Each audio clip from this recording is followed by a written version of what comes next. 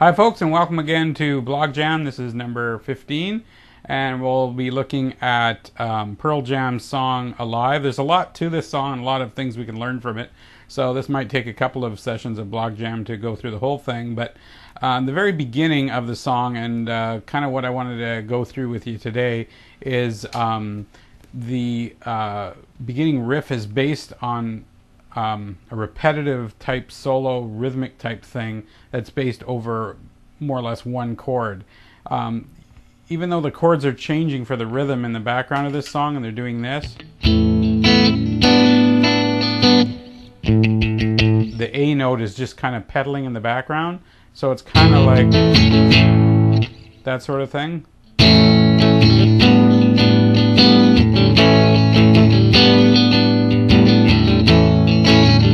So you can kind of hear that A just ringing along, and while that A is being played, you've got the rhythmic riff in the background playing. Now it's also the intro, and there isn't a lot of rhythm guitar in the background when he does it in the intro, but it's also cranked up quite a bit more. The riff essentially is this, and if I give you a 4 count, you'll hear where this comes in. It's like 1, 2, 3. Do it again. 1, 2, 3. So it's a slide down from the 10th of the A string. Slide it right down until you get to A open. Then you're going to hit a D open, a G open, and a D again.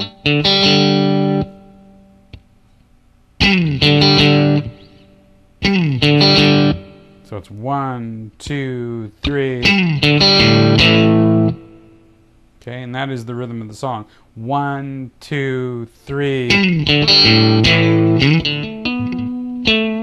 Now what he's doing there, he's hitting the A open, slide up to the 7 of the A, all in one motion.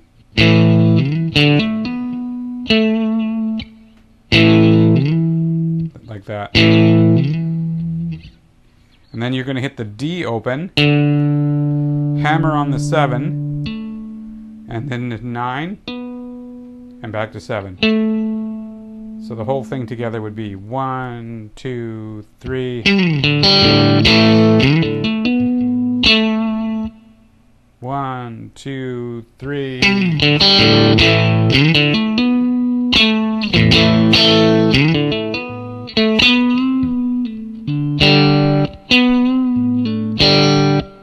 And what that is hit 9 on the D, bend it, release, pull to 7, and then hit the D and the G open, and back to the A.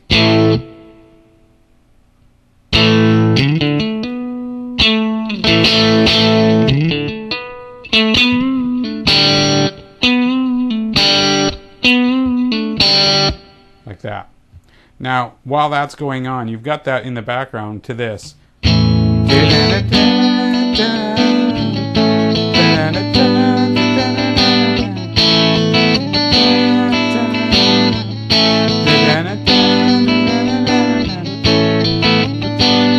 Okay, so in essence, you've got this chord,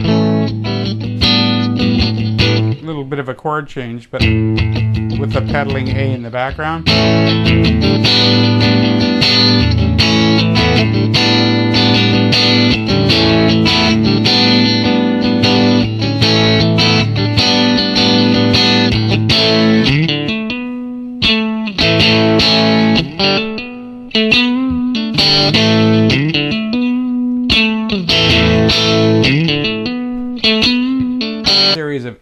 notes, and you get this. So he does that with the F, and then he also goes to C. That sort of thing. But he also does that rhythm type thing in the bridge itself, where it does this. And essentially that's just a B, right? Then if you watch what happens here when we do the chord change, this particular part of the chord is still the same, only it's being played by this part, this finger here, and so your bass note becomes a different bass note. So it's the same chord with a bit different bass note. It's called a slash chord.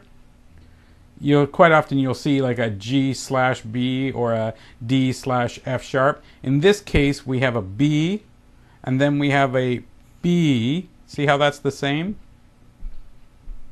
We have a B/E flat or D sharp, however you want to say that. And so you get this type feel, a rising type feel in the bass note. And then he goes up to an F sharp, and then slides back down to an F major chord. So again, it's just a series of eighth notes. You can tell it's very staccato, very cut off in the feel of it. Nothing's really ringing too much there. That sort of thing. And you're going to really have to kill it with your hand down here. That sort of thing.